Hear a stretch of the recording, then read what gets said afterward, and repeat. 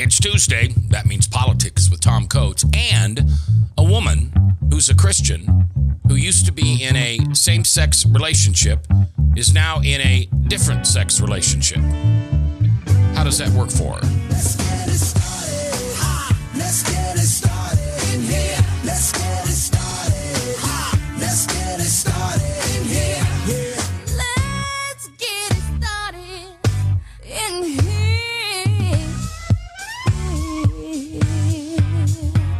Welcome to The View from a Pew, a conversation among Christians who are out to grow their faith by asking the simple questions, the tough questions, and the stuff you really wish your pastor would talk about. Come on now, let's reason together. It's your voice we want to hear. The phone lines are open, so join the conversation. Call 855-244-0077. That's 855-244-0077. Now, here's your host, J. Michael McCoy.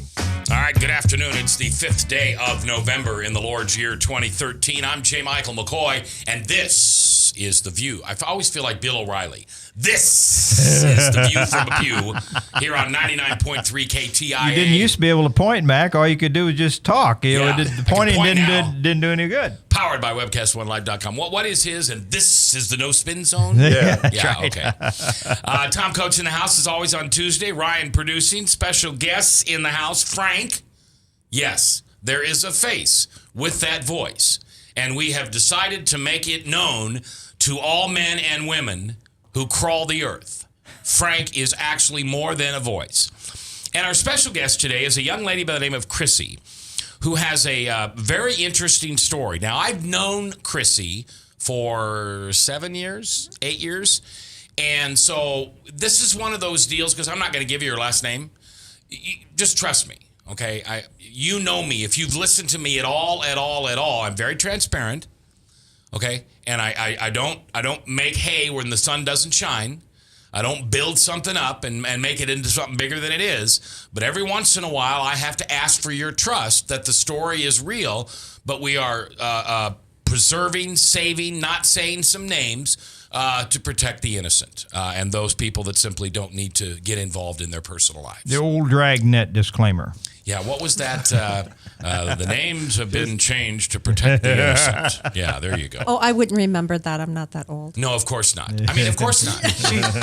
She just got out of high school 5 years ago. What was it you said you were singing the other day? The theme from Carol Burnett. And somebody that you thought was older than you said, I don't know that song. What is that song? And you go, oh, no. I found out he was 20 years younger. I know it. Ouch. Isn't that... has everybody gone through that? Have you gone through that yet? Because you're kind of naturally young, but I'm beginning to feel old. Well, it makes me feel old, Mac, and I got this again the other day. These people that are in their 30s come up to me and they say, "Oh, I've seen you. I've watched your commercials since I was a little shaver, Yeah. and I, you're in your 30s, and I mean that makes you feel old." Yeah, I heard the greatest joke the other day. Guy sitting at a bar.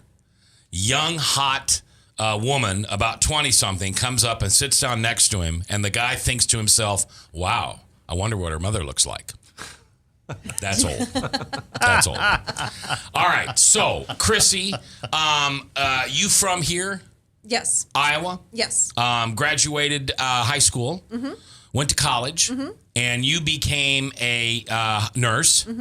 And you are now, I call it a high-level mucky-muck nurse. But you are... I see a lot of mucky-muck. Yeah. Oh, you are the woman you are the nurse who's on the helicopter. Yes, sir. Mm-hmm. When emergencies, and you said earlier that you've had a lot of farm accidents this year. Farm accidents and motorcycle crashes, unfortunately. Yeah, share that story about the motorcycle. This is interesting, Tom. You'll find this interesting.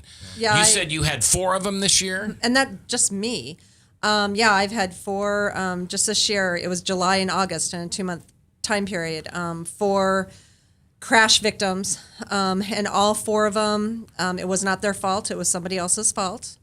Because that's a big thing that a lot of people will say is that, I have control, I have history, I have a lot of time on the bike, and it won't happen to me. And all 4 of these cases were somebody else, came out of somewhere else, and one was a tire blow. So, and all 4 of them they would have survived if they would have had a helmet. It was all head. All of them were head. Yeah.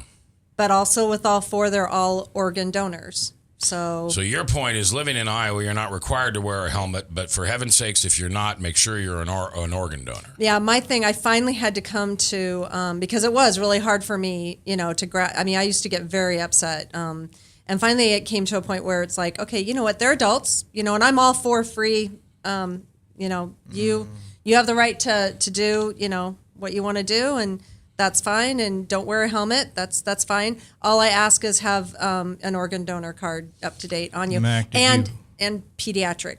Did you tell her about my situation? Hold on 1 second. And pediatric, what do you mean? Kids make sure kids wear helmets. That's I'm okay with adults not wearing helmets as long as their organ donor card is up to date. But the thing that drives me crazy is kids on bikes. Without helmets drives me nuts. And so I'm always and when I see children on scooters or on bicycles and stuff, I'm always calling out saying, "Hey, you look great in that helmet," and I love that helmet, and I'm always promoting helmet use. Okay. So, You're the crazy lady in the neighborhood that likes helmets. That's me. Okay. Did you tell her about No. No, you didn't. Okay, I thought maybe you did. No, I didn't. 4 years ago, my brother, who was 2 years younger than I am, had for a while had a Harley Davidson dealership. He was a very experienced motorcycle rider. He and his girlfriend were traveling back from neighboring Illinois back to Iowa, and just as you said, he was always an excellent driver and could get out of a lot of situations, and was very much against the idea. In fact, he didn't get politically involved very much, except when it came to trying to force him to wear a helmet. And he came up the Capitol and protested with the motorcyclist. An 87-year-old man turned in front of him that morning, and then just like froze in the deer in the headlights. And the helmet would not have saved his life. He died of internal injuries and other things. But the girlfriend on the back would have walked away and been relatively unscathed with a helmet. As it turns out, she's been mentally disabled and now a ward of the state ever since. So that's the other facet here. It'd be one thing, Chrissy, and by the way, my brother's name was Chris. It'd be one thing if they could walk away and say, okay, that's an organ donor, he took his own life, so on and so forth. Didn't want to do it, but that's his choice. But what about the ones that aren't killed? And then the rest of us have to care for them the rest of their natural lives because they're no longer productive members of society, and those head injuries will do that to you. Yes, and that the Brain Injury Institute is really big about traumatic brain injury, and that's been really the whole helmet debate has been brought back up again due to the Traumatic Brain Injury Institute. It's really brought that up. So I'm hoping that in Iowa, I would love to see that turned around now. I mean, I'm not one for legislation of our rights and everything, but anymore, it's still fresh. This last July and August is pretty fresh with me. So now I'm all for helmet laws. Well, here's the question I always ask. So if you went to the polls today, I see you got your little I voted sticker on. Good. Yes, I did. If you went to the polls today and there was something on the ballot that said, should Iowa make it mandatory for a motorcycle driver to wear a helmet, you'd check yes. Yes, I would. Frank, what would you check? I would. Well, I don't know. know. I've rode a motorcycle in my life and had a few scrapes. I kind of come down on the side of not making laws for everything, but I think people like Chrissy would be a great spokesman for educating people to the benefits of wearing a helmet. I mean, have somebody with the hands-on experience of working with the people who, have the injuries as a result of not wearing them. That would be more of a Yeah, I mean, why don't we have a newspaper ad with the 4 people what they look like before the accident and the 4 people what they look like after the accident? Well, we do it with meth. Isn't it Yeah, required that's isn't it required that just like kids are required to be belted, aren't they required to wear helmets if they're on? They're not. No. Well, it should be, because just as we require children up until the point that they're in the age of consent, they should be required, if they're going to ride a motorcycle, to wear a helmet. I would go further. I would agree with you on this, Chrissy. I would think that until we have the ability in this country not to live in the social safety network that we do, and not to have the the unilateral ability to pass the cost of my misbehavior on to others. If I become a drug addict, then I can pass the cost on to my neighbors. If I want to, if I want to balloon out to 400 pounds and pass the cost on, I can. My misbehaviors, and in this case, riding a motorcycle, my brother would argue that he was able to hear and to see and to react better without the helmet. But in the final analysis, his girlfriend is now mentally incapacitated in a home because she didn't wear a helmet, and the rest of us are paying for it. So if I couldn't be given that bill, Jan Michelson always says, do as you want to, don't send me the bill. If you're able to send me the bill, then I have a right to say something about it. And in this case, I would say mandatorily we should force the motorcycle riders in this state to wear a helmet. Well, Now, Chris- generally speaking, when I rode one, I wore one because of the hair. Wind and hair does not go well together. Chrissy, at what point on the scene are you aware that they are an organ donor? Pretty much, depending, just looking at the head trauma, we don't know for sure at the scene if they are or not. Some of them, it's pretty obvious that because of how they're displayed, pupillary reaction. No, to the sorry, breathing. I asked the wrong question. How do you know instantly if they have signed up to become an organ donor? Oh, the wallet card and your driver's license. On your driver's license on the state of Iowa, there's a place where it says organ donor. If you look at your driver's license, there's a little place that says organ donor, and you should hopefully have a Y there. Mac? I don't know, you tell me. I'm going to be embarrassed if it says no. It says donor, yes. Okay. Y. So, So at the bottom in your, when you get your driver's license, there should be something at the bottom because we do look at that. all right, so I am dead. I'm in my vehicle. I've had an accident, and I'm dead. You pull that out of my billfold. Yep. If And it- hopefully your wife knows. All right, but if it says, here's what I'm trying to get at. If it says Y, do you do something differently if it says no? Yes. What do in you terms do? in terms of then, and then of course we would confer with the family also, and then what we do is we just treat treat you differently in terms of making sure that your heart and your lungs and your organs are oxygenated appropriately and keep you alive, basically. Okay. Versus, you hear those stories of people being on life support. Yeah. Correct. So this would be, we would continue you on life support and continue hydrating you and keeping your organs and everything going and healthy, so we can, in our field we call it harvesting. Yeah, that's okay. So we would harvest the organs. Otherwise, if it was a no, or the family, because even though yours says yes, if your wife downright, talked and said absolutely not, and it became like they probably would not. Okay.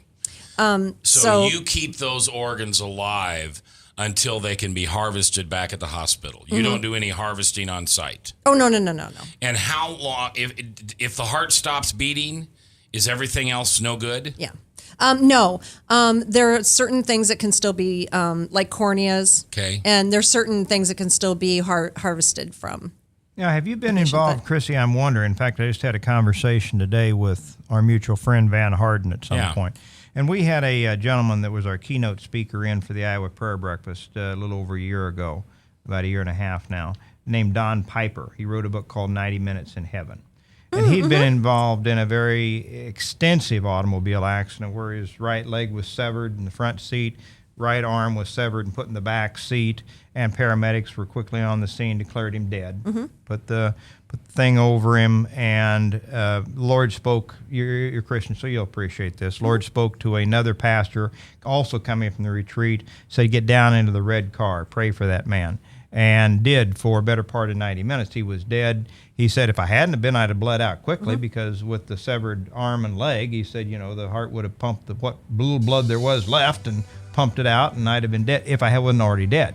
So he was dead for 90 minutes and then brought back. Have you had, we're going to ask when we come back, if you've had any similar types of experience with people that you thought were dead and maybe came back? All right, that's part of the conversation. We come back, and then later, the topic of a Christian going from a same-sex relationship to a different sex relationship. That's next, live. If you choose to obey the power of sin, it leads to death. If you choose to obey obedience, it leads to righteousness. Forgiveness is just the beginning of life in Christ. God wants us to live for Him now. And because of Jesus Christ, the gospel was preached, and you and I are blessed today because of Abraham. Did you know that? We're blessed. Experience Truth, 99.3 FM. Yes, now your favorite programs on Webcast One Live can all be watched and listened to on any Android or Apple device. Your phone, tablet, or iPad. Yes, your favorite shows on Webcast One Live are available live or on podcast wherever you go.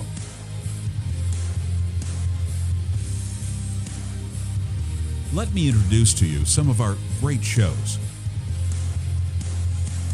Shalom! Every week on Understanding the World with Rabbi David Kaufman, we'll talk about issues in the Middle East, issues related to the Jewish tradition and religious traditions in general, and keep you up to date on exactly what's going on around the world. You may know some of the story, but you haven't heard all of the story until you've heard it on Understanding the World with Rabbi David Kaufman and our special guests we have on every week. Hi, I'm Doc. You listen to me every Tuesday from 6 to 7 p.m. on Doc and Lefty radio podcast program, where we discuss all the relevant topics of the day, including state, local, and national politics. My partner in crime, Lefty, often likes to have a little bit of conservative justice served upon him, so please turn in for the fireworks every week from 6 to 7 p.m. on Tuesdays at webcastonelive.com. Thank you. So when you want to watch your favorite Webcast One program, remember, there's an app for that.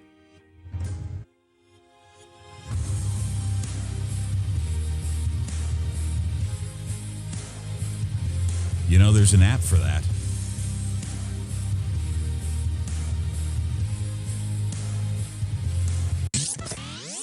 From the RE/MAX Real Estate Concept Studios, this is Webcast One Live. Get away from us, you mean old credit card. We don't have any more money. We're in trouble now. Save us! Help! Somebody save us!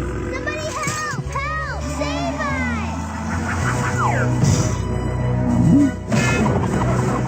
us! Hi, I'm Tom Coates from Consumer Credit of Des Moines. If your credit card's a little too animated, give us a call. Hooray! We're saved! Consumer Credit! You're our hero! We've got questions. You've got the answer. Join the conversation. It's your voice we want to hear. So call 855-244-0077. Now, here's J. Michael McCoy. All right, 21 minutes after the hour on this, the 5th day of November in the Lord's year 2013. I'm J. Michael McCoy. Tomorrow, best of, right? Ryan, best of tomorrow with Reich and Thursday. And then we'll be back on Friday with another edition of The View from a Pew. And I'm going to introduce you to some people from the organization called Mosaic. And Mosaic takes people who are, I don't know, I'm going to get the word wrong, but when I grew up, we would have called them mentally challenged. Okay. And gets them into the workplace and gets them out of these homes for people where we used to store people like that. And I know that because I'm from a town in Nebraska called Beatrice, where the Iowa or the Nebraska State Home is. And that's not something to do with the Huskers. That is the state developmental home where we put people who, and again, I'm not trying to be politically incorrect, but when I was growing up 50 years ago, they were called retarded. Yeah, I can say that was the word. What mentally challenged is a more recent term. Yeah, it was retarded when we were growing up. And so Mosaic takes these people and gets them into the workplace and gets them into working on their own. And we're going to meet one of those young men on Friday, so I'm looking forward to that. All right, Frank, the voice, is in the house along with Tom Coates today, and our special guest is Chrissy. Chrissy is a high-end, I keep saying that, you're a flight nurse in a helicopter. So if you see a helicopter go overhead and it's a hospital helicopter, there's a good chance Chrissy or one of her cohorts are in there going to save somebody's life. And at break, you were getting ready to ask a question. Yeah, let's close that up. Chrissy, you told me that you did have a story that you wanted to share with us in regards to the idea that somebody is on the death's doorstep. Tell us your story. I don't want to put words in your mouth. Oh, no, I was just going to tell. I had a really amazing episode. I'm so blessed that I got to be part of this. But I had an elderly patient who was on her way through. She was dying. And her two daughters, her two adult daughters, were in the room. And I was in there, and we were just basically watching her heartbeat slowly on the monitor as she passed on. And all of a sudden, the one daughter looked up at the foot of the bed and put her hand on her mom's forehead and said, "It's okay, Mom, they're here for you now." And all of a sudden, she just went straight line. And she passed on. And I looked at the daughter, and then they both bowed their head and they started praying, and then I prayed with them because that's one thing in the emergency department that I do. I do pray with my patient families, and even if they aren't Christian, the one thing I've noticed that I've been in a couple of Hindu rooms or Buddhist rooms, and I've asked if I could stay and pray to my Lord, and they're like, "Yes, please." And so I've been able to pray with other families, and I said to her after we got done praying, I said, "So you knew that they were here?" And she goes, "Well, yeah. Didn't you feel the angels? They were here for her." And Did she say she felt them or she could see them? She felt them. Okay. And I'm like, no, which kind of made me feel bad in a way. But then the one sister said she didn't either. But it was very dramatic when she said that. She goes, "Oh, well, they're here now, Mom. It's okay." And then she passed. I mean, it was just. I interviewed a nurse who worked in hospice, and God bless her. Yeah, really, no kidding. And you missed that. I have a huge heart for those people. Heart for those and nurses. Tom, they would find out their faith of their patient, and then they would act accordingly. And she said more than many times. In other words, hundreds, tens, whatever it is. Those people that had faith would look up, would just before their heart passed on seem to improve, feel, act like they see something or they're talking to someone, and it's very gentle. And unfortunately, those people that didn't believe would go out yelling and screaming. And she tearing the bed sheets, clawing, trying to get back. She remembered one woman who was just a horrible heathen. I mean, she was proud of the fact there was no God and she was going to preach it. Right. And as she was passing on, she was screaming this, howling that her feet were on fire. And they would even take cold wash rags and put them on her feet, and that would be hotter for her. It's too hot. And she was profusely sweating. She said, "I didn't even want to call it sweating. I wanted to call it just the spigot was on." And they died such horrible, painful deaths. Well, and that's only a preview of things to come, I'm afraid. We had Bill Weiss on, who wrote the book 23 Minutes in Hell, and his vision dramatically describes what he went through, and it's not going to get any better. No. All right. So, you ready to have a tough conversation? Oh, sure. Okay. You are a Christian. Yes, sir. How long have you been in the service to your Lord? Since probably I was baptized. Okay, which was 10, 11, 12, 13, baby? A baby. Baby. Okay. Yeah, I was raised, Right, you were raised in a good Christian home. All right. Never left. I mean, you stayed the path the entire time. Okay. With a little bit of Catholicism sprinkled in there. So I always tell people I'm very complex. I'm a Presbyterian who does Hail Marys because I was raised half Presbyterian and half Catholic with my best friend, going to church with her. And coming out of the Catholic faith, I've still taken with me that respect for Mary. Sure. So I'm kind of complex in the way that I'm I still do my Hail Marys. Okay. It's so interesting that you should say that today, because this morning in a Bible study, somebody quoted Ecclesiastes 7:29, which says, God made people simple, our complex problems of our own device. I think that's interesting. All right. So you were married twice to men, no children? No children. By choice or just didn't happen? By choice. Okay. And then you found yourself physically and emotionally attracted to someone of the same gender. And did you have any moments where you felt that was in difference to your faith? In the beginning, because I went to my minister and had counseling sessions with my minister at that time. And basically my minister was wonderful. And she was like, God wants us to love each other. And I don't think that he sees, sexes, and another minister, I had two ministers that I talked with about this. And my other minister said too, I'd rather be at the pearly gates and say that I've loved too much than not enough. So, and that kind of goes along with my my belief is that I don't see sexes. I don't see man or woman. I see a human being. And just so happened that person that I fell in love with and had that connection with happened to be a woman. Had the same plumbing you did. Now, you said you went to talk to ministers, Presbyterian ministers? Yes. Catholic? Presbyterian. Both of them Okay. were Presbyterian. And so did that settle your heart? All right. And I prayed, and I got, I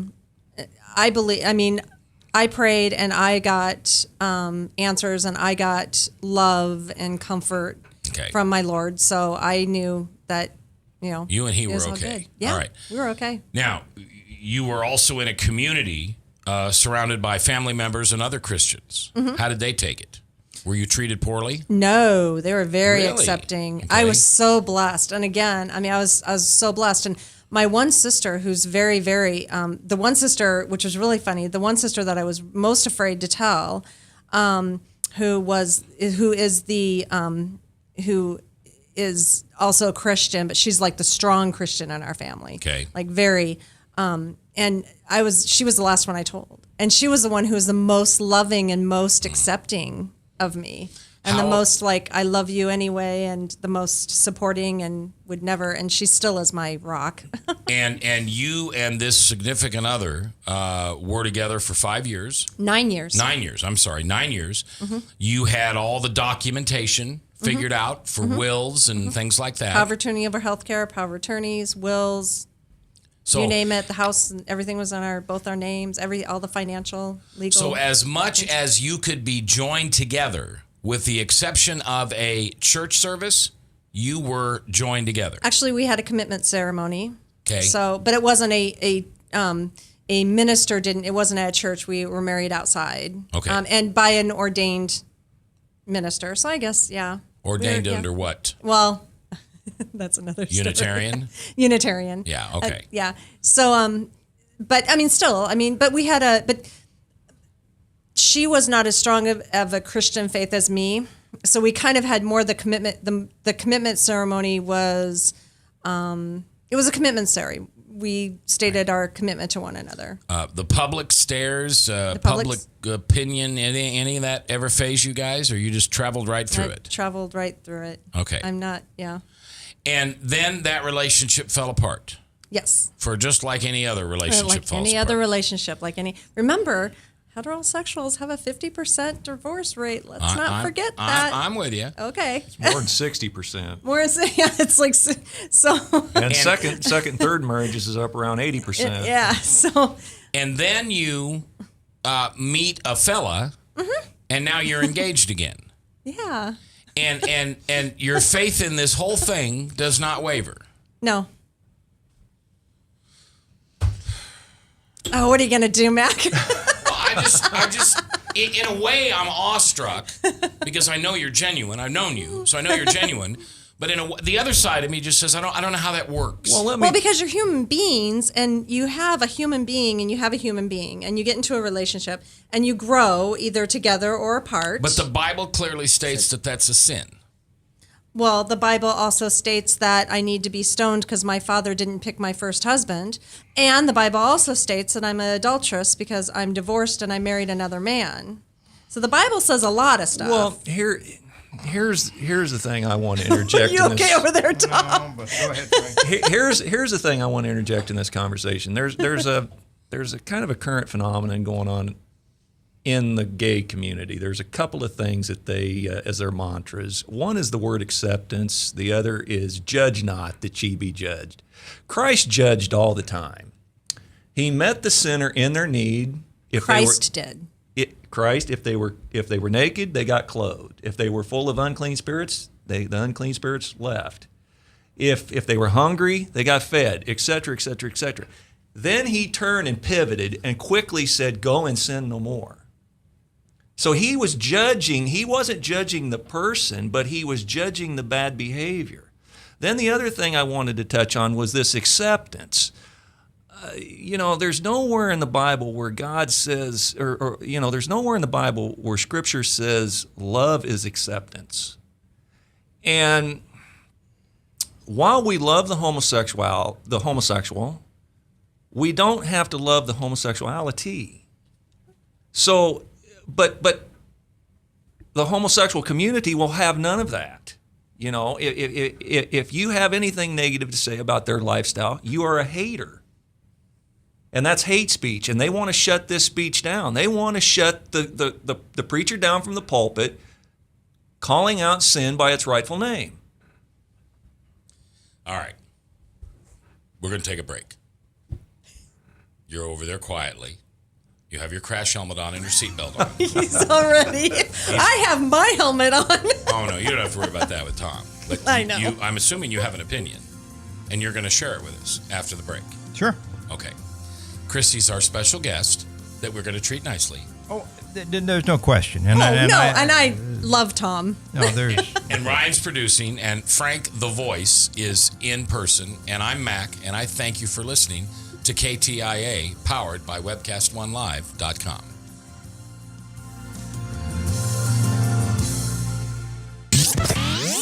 From the RE/MAX Real Estate Concept Studios, this is Webcast One Live. I'm Brian Leach, owner and general manager of Service Legends. I brought along a couple of the home comfort heroes.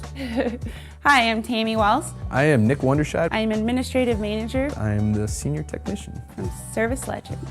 It seems like every good thing, when you feel it to the bone that it's good, there's a lot of hard work put behind it. I don't think that you can fake it and have it turn out good. If we seem like, okay, that's just weird, it's just a furnace, why would you believe so deeply in a furnace? It's not just that, we want to show the world that you can have good service. Yeah, it's your home.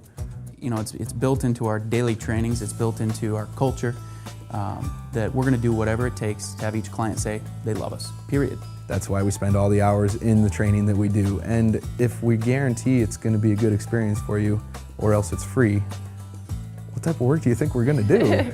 There is a guarantee. Temperature selection guarantee, fixed right or it's free guarantee, comfort guarantee, best value guarantee. All of these guarantees hold us accountable to ensuring that we exceed your expectations. And if for whatever reason we'd fail and we can't make it right, we guarantee all of those guarantees with a 100% money back guarantee. If you don't think that your technician can fix it right, are you gonna say that to a client? No. You don't have to worry about having a technician come to your house. We drug test, background check all of our team members. We put safe people in your home. Each and every one of our service techs, 400 hours a year in training. You tell it the minute they walk in the door. They know what they're doing, they've done their homework, and they actually truly care about what you want. Because at the end of the day, you're the person that makes sure I have a job. They're gonna be listening. They're gonna wanna know what your challenges are. Then they're gonna come and give you options, and you get to choose. If I'm there to help and I make it easy and painless, I did my job right that day. Well, when it comes to your comfort, safety, and your family, you don't necessarily go buy the most expensive, but you get the most bang for your buck. Oh, it's worth it, because there's a lot of people that will find a way to get it to work right now and then leave.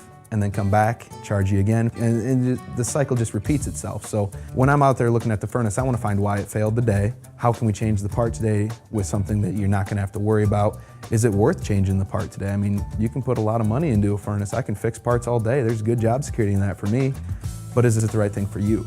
I get a lot of the phone calls of after the technicians are there. They're just in awe. They're like, wow, you guys are great.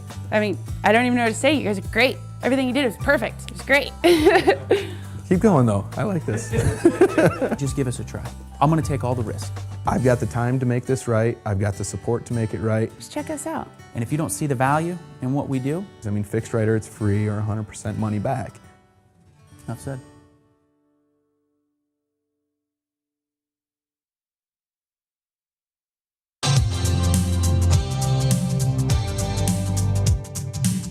We're the ones in the pew, not pulpit. Come on now, let's reason together. The phone lines are open, so call 855-244-0077.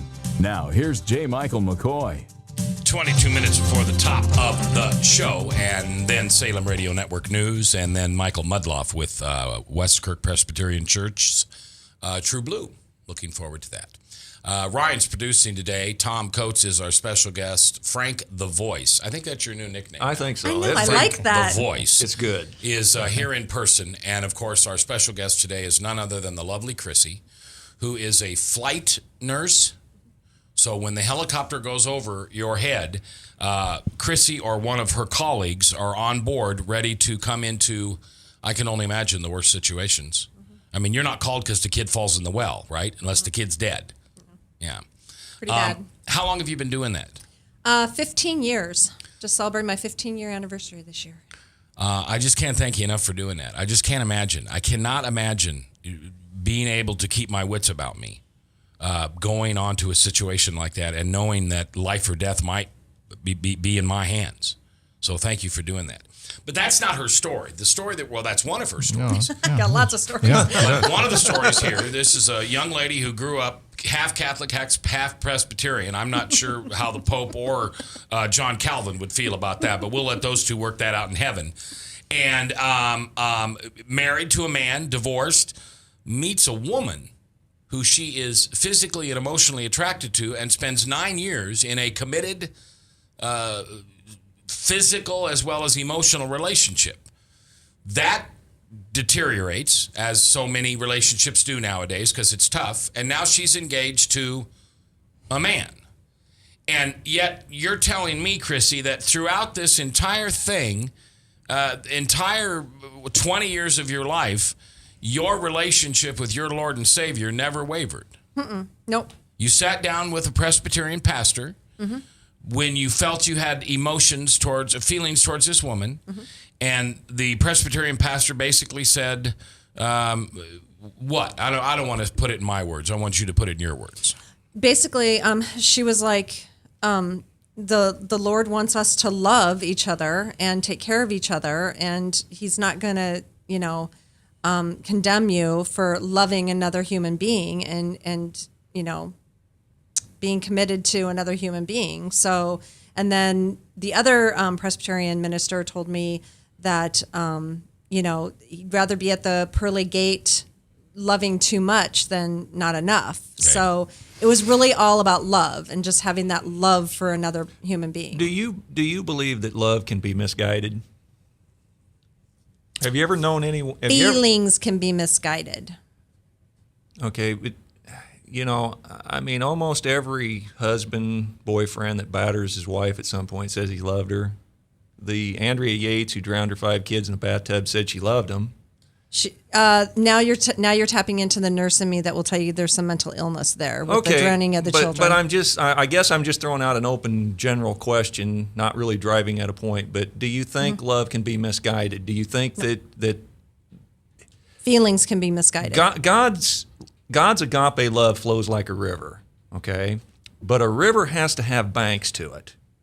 We here in Iowa know what happens when water overflows the banks. It causes destruction. So God's banks of God's river is, one side is truth, one side's discipline. So you can love and if you don't have truth or discipline as banks, your love is going to end up being self-destructive. But you can still love another human being. I loved my female partner, but I still had discipline and... Well, let me give you an example. Have you ever known anybody, say like a mother or father, that loves their child who is caught up in an addiction? And they love them so much, they bail them out of jail, they do things that just seems to be counterproductive to their life, but it's all in the name of love. They're saying they love them, but yet they're constantly getting them out of some chaotic episode is actually counter damage to the person. Yeah. So how does that? I'm just trying to lay a basic premise that can love be counterproductive, or can't, in other words, I'm saying that. So loving another human being and loving another female was counterproductive? No, I'm saying that there is instructions to God's marital law that we need to adhere to, which is the truth of God's But if we're gonna adhere to the Lord's marital law according to the Bible, I go back to I need to be stoned because my father didn't. Because that's part of the whole marital law in there. No, it's not Chrissy. Now, come on, that's Old Testament. Jesus came with a new covenant. The only laws that stood were the 10 Commandments. Those hasn't changed. Those were the law of the people of the land. Jesus came with a new covenant to restore the covenant he made with Abraham. So you're being a Bradshaw here, and you're bringing up Old Testament stuff that doesn't apply today. I'm being a Bradshaw? You're being a Bradshaw. A little bit. You like that compliment, don't you? Not a compliment. Not a compliment. Let me tell you that.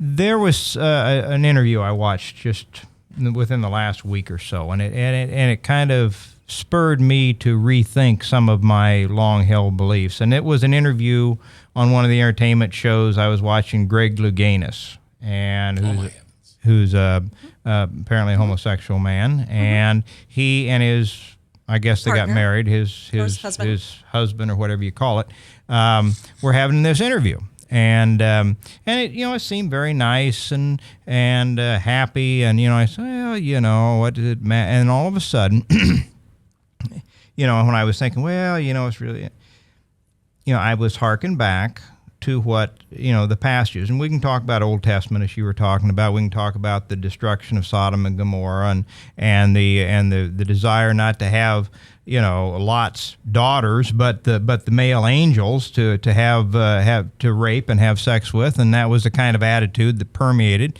But then you go to the New Testament, and you go into the first chapter of Romans, and you go into Paul's writings, and he doesn't talk. Yes, we're all sinners, and we've all fallen short. We know that, but he describes that the burning of man for man and the woman for woman as a core issue that other sinful areas sprang up of. And he doesn't describe it as just a nominal sin, but rather a core sin.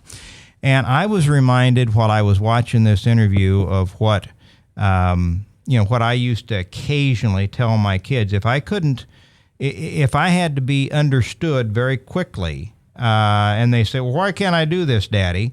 Because I said so. And that's what I was reminded of. And while we're sitting here in this sinful, fallen world, which seems to go down a path that we don't want to see it get worse every day, and we're in the world, and Van Harden wrote this book that I alleviated from Mac's grasp a few weeks ago, and he writes about it as the purple wedge, and the world is the red. And we're transitioning to the blue. And while we're living in this world, but hopefully not conformed by it, we're in this purple wedge. And the challenge is to live as good a Christian life as we can while we're still within this red world. And while we're doing that, I don't think it's important that we lose sight of sometimes God says, this is wrong because I said it's wrong. And to me, it's very clear in my Bible reading, and I understand. In fact, I know pastors that do not want to take stands on some of these difficult issues, and do not want to give more than the answer. Well, it's all about love that you got, but God's love is all encompassing. But He does not accept certain behaviors as proper, as helpful. One of the things that I used to use when this subject would come up on 98.3 Mac is the very unhealthiness of the lifestyle for the homosexual men. And the fact that that the average male homosexual, at one point, a few years ago, we used to quote his lifespan was in the 40s, where the average was in the 70s. And the unhealthfulness, not just age, but other things, were symptomatic of going against God's will and living in this sinful way. And I could say more, but I see we're up against a break. Yeah, so. let's take our last break here, and then we'll come back. And Chrissy is our guest, the voice, Frank. 45 is. And Tom Coates along with Ryan. Thanks for listening on 99.3 KTIA, powered by webcast1live.com. From the RE/MAX Real Estate Concept Studios, this is Webcast One Live. Drink, dance, party. Kitty's is the ultimate dance club in Des Moines. A huge dance floor with room to move, 3 bars to keep your drinks full, and kickin' DJs playing all your favorite dance music. At Kitty's, we've always got your birthday party planned with Birthday Fridays. That's right, when your birthday rolls around, there's only one place to go. Gather up your friends and head to Kitty's, where you drink free on the Friday of your birthday week. Find out more about Birthday Fridays at kittiesusa.com. Kitty's, all kinds of people, all kinds of music, all kinds of fun. If Tom Coates from Consumer Credit of America was your personal webmaster, Tom would filter out all bad debt emails. If Tom was your mailman, you'd never get any debt reduction junk mail. If Tom Coates was a lineman, he'd block any phone calls offering to reduce your credit card debt. Hi, I'm Tom Coates with Consumer Credit of America, and we're still your best choice for credit counseling. We're local, we're accountable, and we can do more. You make the call when the time's right for you. When it comes to competition, there really is none for Consumer Credit of America. If you choose to obey the power of sin, it leads to death. If you choose to obey obedience, it leads to righteousness. Forgiveness is just the beginning of life in Christ. God wants us to live for Him now. And because of Jesus Christ, the gospel was preached, and you and I are blessed today because of Abraham. Did you know that? We're blessed. Experience Truth, 99.3 FM. From the RE/MAX Real Estate Concept Studios, this is Webcast One Live.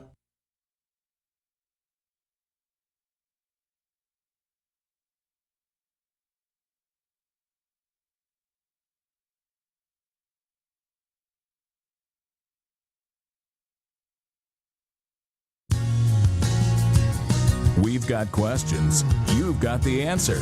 Join the conversation. It's your voice we want to hear. So call 855-244-0077. Now, here's J. Michael McCoy. All right, 10 before the top, Salem Radio Network News, and then Pastor Michael Mudloff with Westkirk Presbyterian Church right here on 99.3 KTIA. Special thanks to Ryan, who is producing today. It's been a long day. We've been doing a show since about 1:30 this afternoon. For those of you who are longtime listeners, Bradshaw and I did a show together this afternoon along with The Voice. And Chrissy were here, so we'll put that up on Facebook. If you don't have Facebook, email me. And my email is all over the website. Just get a hold of me. I mean, if you want my email, I can give it to you now, but you probably don't have a pencil and paper in front Well, of I you. see Frank sleeping in there now. But it's MAC.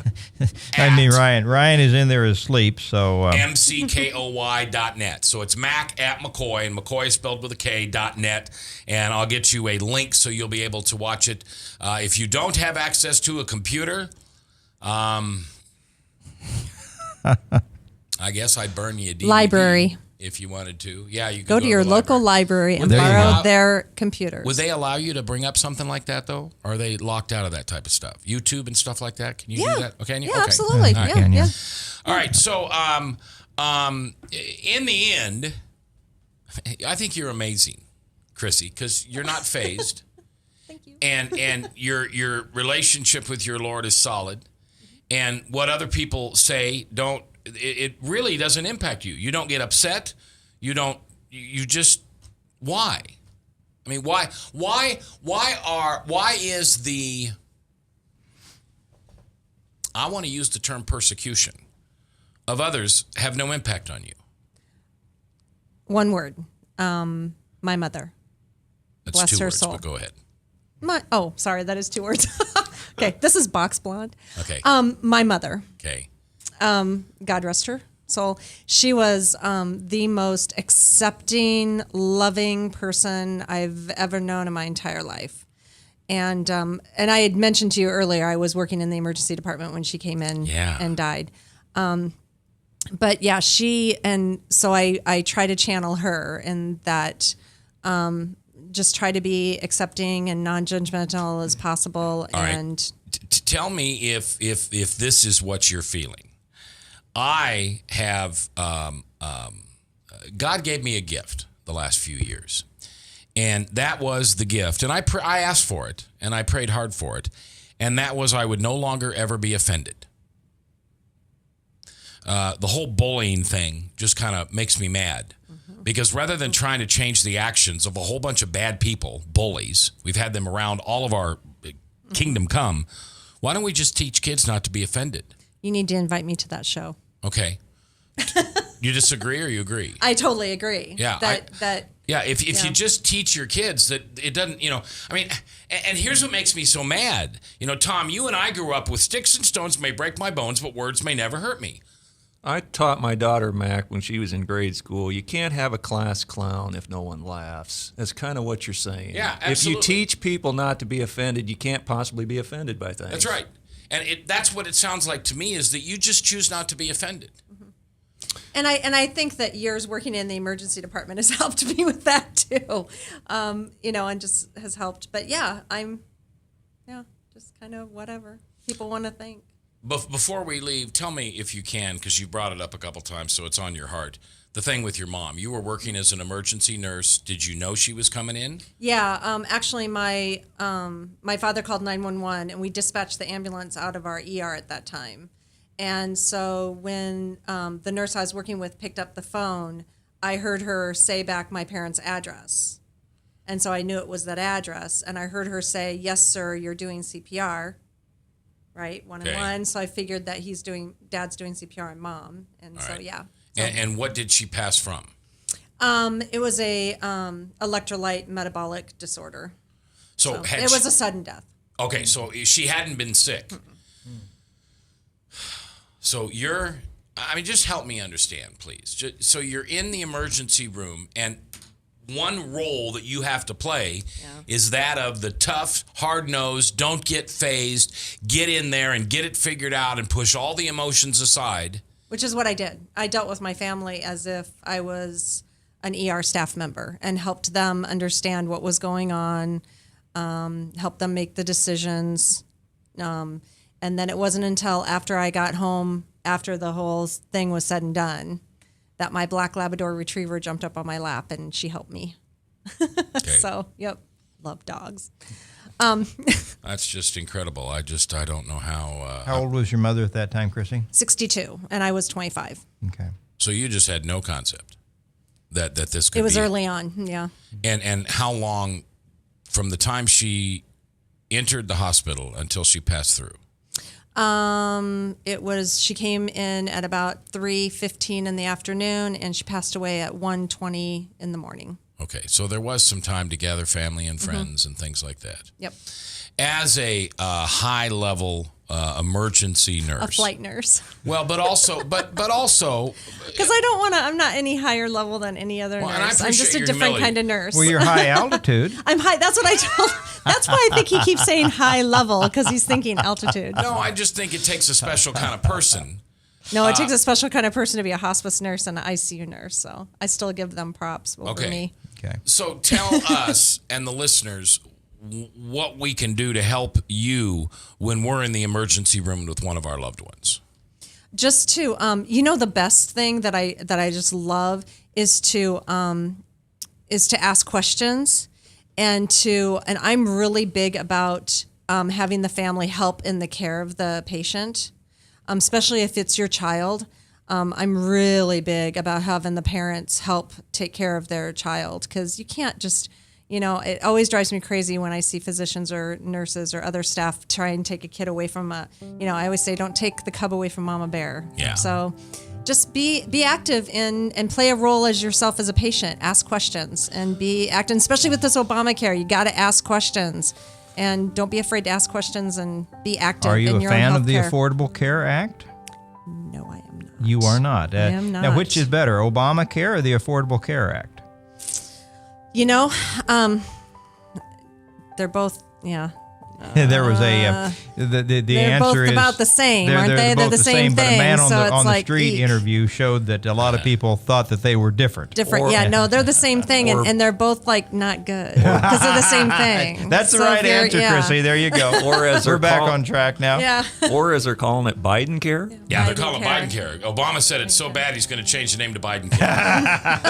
All right, Chrissy, I love you. Thanks I for love coming you too. in. Thank you for having me, and it's so nice to see everybody. Yeah, so nice to have you. Frank, the voice. The voice. We'll see you again soon. And Tom, I'll see you sometime this week or for sure next Tuesday. Absolutely. Ryan, thanks for doing a super job producing. The Best of Reich will be tomorrow and Thursday. And just one note before we go here. It's Election Day. And I stand firm to this rule. If you don't vote, you can't gripe. Now, there are those who feel that they can always gripe, no matter what, because they have the right to do it as an American. Tom's got his little sticker on, I voted. So not only am I asking you to pray today, but I'm also asking you to vote. See you tomorrow.